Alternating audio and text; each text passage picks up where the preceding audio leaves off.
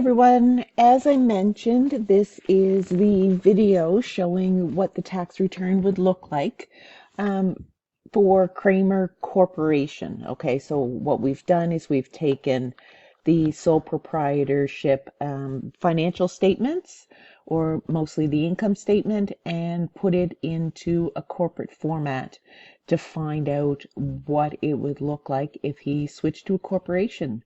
And to answer the question that is posed to this about whether or not Kramer is better off tax-wise only, because there's so many other factors that come into play. But for tax purposes only, is he better off being a sole proprietor or having it set up as a corporation? And the way to find out is to look at the tax that is due at the end of each year. So last week when you did the sole proprietor, that was his only source of income. He didn't have a T4 or anything. So you saw how much tax he owed based on a sole proprietorship, and now you can see how much he is owing due to a corporation. So you've got the figures for that, so you can tell me the exact figure as to why he's better off one way or the other. Okay, so I've already created the financial statements, as you can see. I've put the information into the info page, and what I will also do is upload a copy of this, like in a PDF format, onto Brightspace as well, so that after you've listened to the video, if you still need to look at a couple of the pages, you can. Okay, so I've put in the business number, and as I mentioned, instead of an RT, it's an RC for corporation. We have the start date and the end date for the year. And there's a few other items to be filled in here, but for the most part, that is it. Jurisdiction is Nova Scotia. You've got your drop down for that. You also have the drop down or the F6 for the what type of corporation, so the code, and then specify here where he is doing bookkeeping, payroll, and taxation. I've set it up as 50%, 25%, and 25%. It is a Canadian controlled private corporation. There's your options, and that's what this one is, Canadian controlled CCPC. Okay. And then head office information, and I've set Joe up as a signing officer with his phone number, so the main contact person for the government, for the corporation. The mailing address, of course, so you can see there's lots and lots and lots of information that needs to go into a corporate tax return. There's the different provinces that they listed there. Okay, and of course, if there were previous tax years, these would be filled in. But we've got it set up so that this is Joe's first year.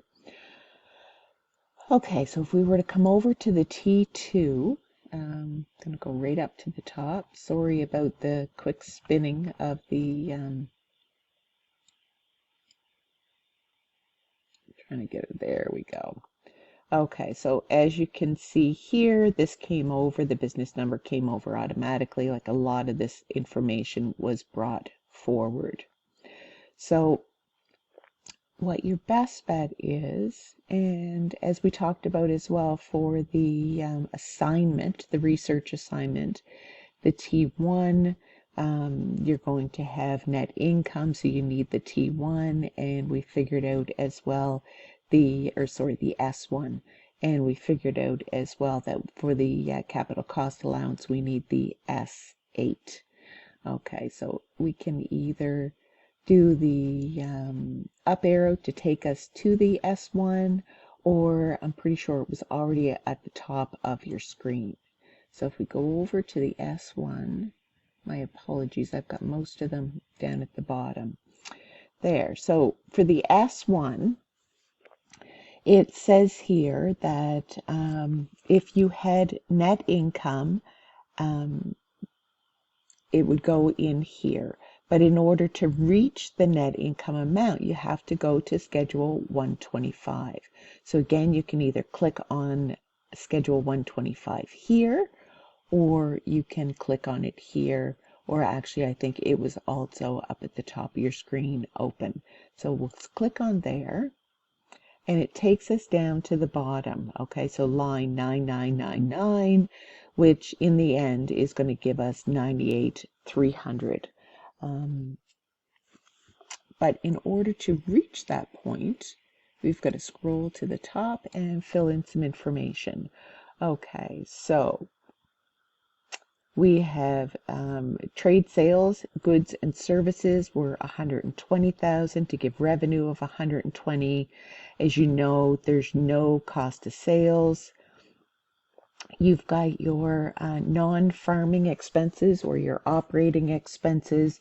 On yours, it's just going to show one line, but that is because as you add more lines by filling in the codes, it's going to add the next line and the next line and the next line, okay, as opposed to just having a whole bunch of empty lines.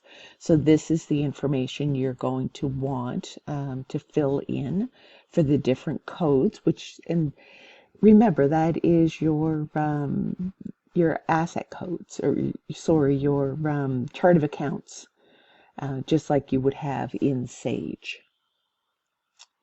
Okay, so we come down here to the non-farming income, and at the bottom here we've got our net income. There we go, on again, 9999. So that, as you saw, gets put onto our S1 here. Okay, so that automatically populates once you fill in the Schedule 125. Now, there's no recapture. There's no charitable gifts, but we do have, if you look down here, the deduction, we have capital cost allowance from Schedule 8. So you've got to go over to Schedule 8, and as you can see here, it fills in the information, but again, they're all arrows, so you can't fill the information here. It's going to take you to S8 class. So once it takes you to S8 class, this is where you fill in your information.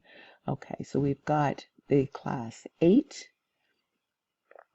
And here, cost of acquisitions, normal additions. We don't have any normal additions, but we do have normal additions that qualify for the accelerated investment incentive property, and that's where you put your 20,000. Then if you scroll down, it will have automatically filled in the undepreciated capital cost. It will show you the amount that needs to be grossed up, and the grossed up amount. Oh, sorry, the remaining UCC, my eye went crooked, and then the grossed up amount for before 2024. Okay, and we're using the capital cost allowance rate of 20. So you gross that up, and that gives you 30,000. Multiply that by 20, and it does the calculation of 6,000. And then remember, the way you get your undepreciated capital cost is the original undepreciated capital cost minus the capital cost allowance gives you the undepreciated capital cost at the end of the year, which would be your 20 minus your 6 gives you your 14. And again, please remember, there is so much information in this corporate tax return. This is just literally the tip of the iceberg.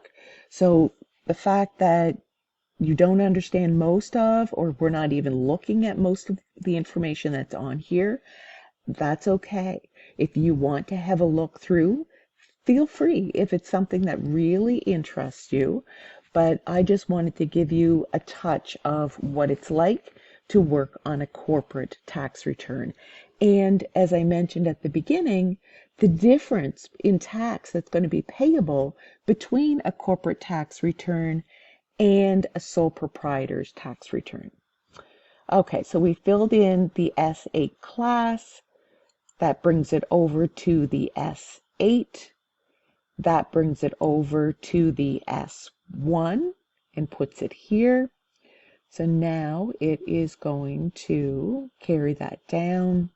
And for net income, you're going to have the 98,300 minus your 6,000 gives you 92,300. That amount is not supposed to be there. I'll clear that out so that the company didn't exist before this year. So that's why that prior year, and if you see that's the prior year information, that should be blank.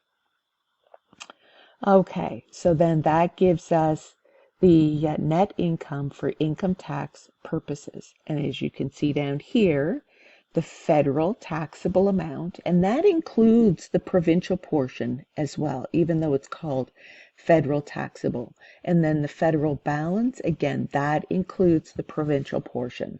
I will show you that in just a second. Okay, so there's nothing else down here that we need to cover. So we're going to go over to our T2. Okay. So if we just scroll down, you can see where here the taxable income, the net income for taxable purposes from Schedule 1 is your 92,300. Brings that down to your taxable income, 92,300. And then it starts talking about your business limit. And the small business deduction. If you have an interest in that, please feel free to continue looking into it. It's a little bit outside of the scope, unfortunately, of this course, just because we only have time to just start looking at corporate. However, if you decide to continue your post-secondary education and do even more taxes, you will be exposed to that. Or if you are going to be working for a CPA firm, you will probably get exposed to that as well. Okay, so I'm just looking here. Okay, so now we come down and we've got our small business deduction, we've got our federal tax abatement, and then we've got our tax payable. We've got the of 8307. Carry that down, add that on to the provincial. They've calculated provincial to be 2308 for a total tax payable of 10,615. And that matches the balance owing and the federal balance. Like I say, I know this is just barely touching. Feel free to look more in depth if you are interested. If you have any questions, please let me know. Thanks.